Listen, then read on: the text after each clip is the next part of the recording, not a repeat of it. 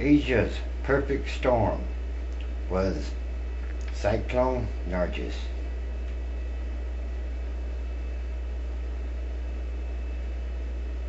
Asia's answer to Hurricane Katrina, packing winds of at least 120 miles per hour.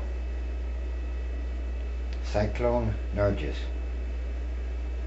has become one of Asia's deadliest storms ever by hitting land at one of the lowest points in what was formerly called Burma and setting off a storm surge that reached approximately 25 miles inland for a very large area. When we saw the storm track, they said it wasn't going to be good,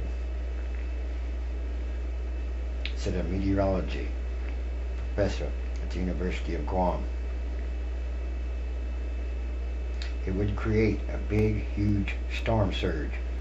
It was similar to Katrina going into New Orleans.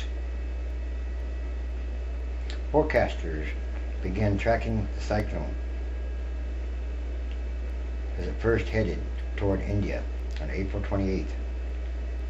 As projected, it took a sharp turn eastward, but didn't follow the tropical cyclone track in that area, leading to Bangladesh. Instead, it swept into the low-lying Irrawaddy Delta.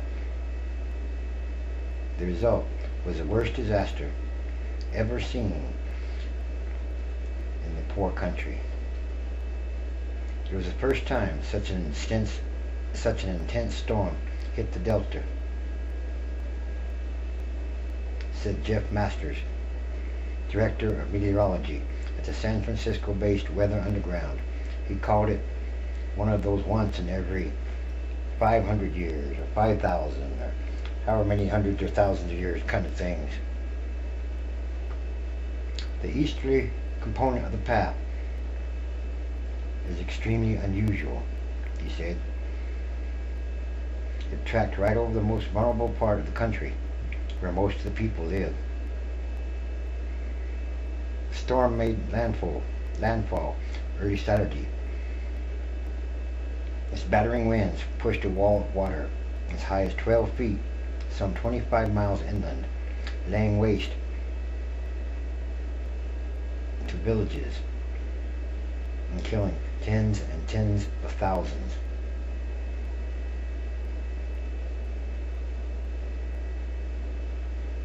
When you look at the satellite picture of before and after the storm, the effects look eerily similar to Hurricanes Katrina and Rita and how it covered low-lying areas, said the director of forecasting for AccuWeather.com.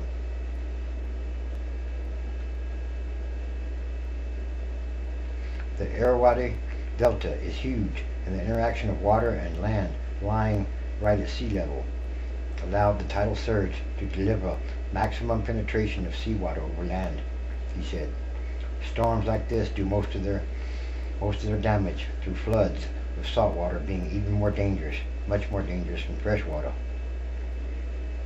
But the Delta had lost most of its original mangrove forests along the coast to shrimp farms and rice paddies just over the past decade.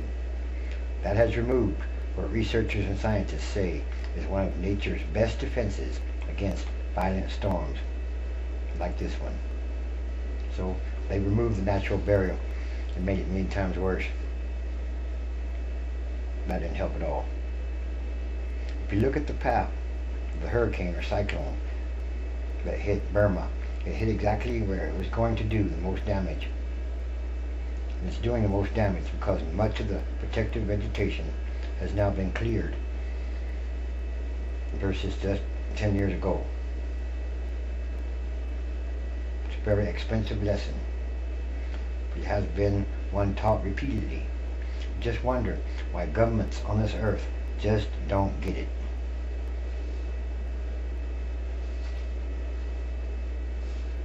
Some environmentalists have suggested global warming may have played a role Last year, the Intergovernmental Panel on Climate Change concluded that warming oceans could contribute to increasingly severe cyclones with stronger winds and heavier rains.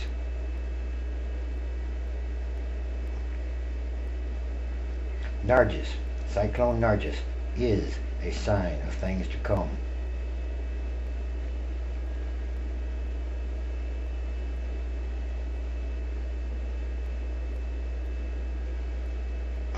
This is bad.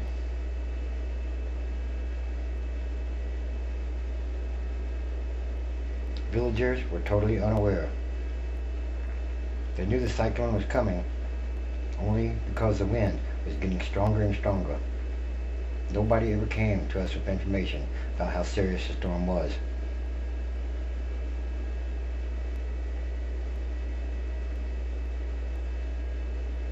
There was no coordinated effort on the part of the ruling of the junta, or the government, to move people out of low-lying areas, even though information was available about the expected time and location of landfall. How is it possible that there is such a great death toll in the 21st century when we have imagery from satellites in real time, and there are specialized meteorology centers in all the regions?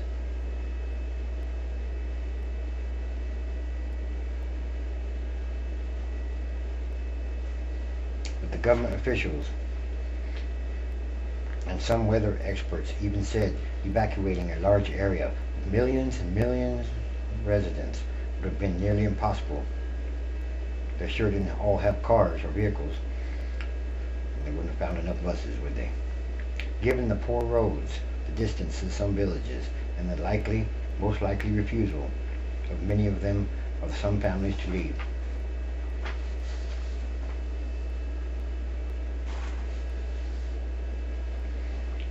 It is debatable how much of a mass exodus you could have had, given how poor the country is and the lack of infrastructure and public mass transportation.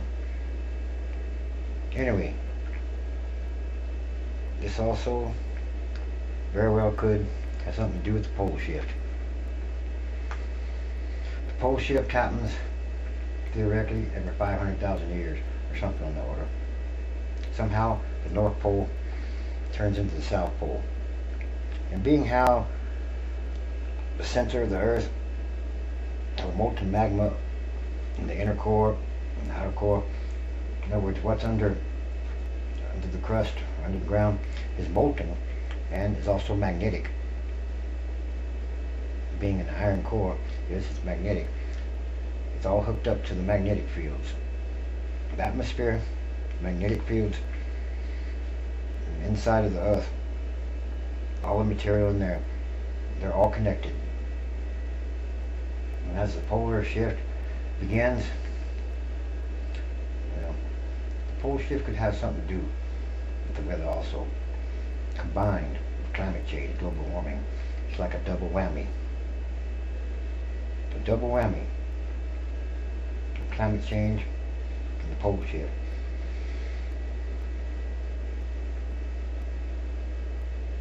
What should be done? Well, they say it should be done by 2012. Anyway, these are more signs. End times, last days, whatever you want to call it. Yes, there is a new world coming. And these are more signs.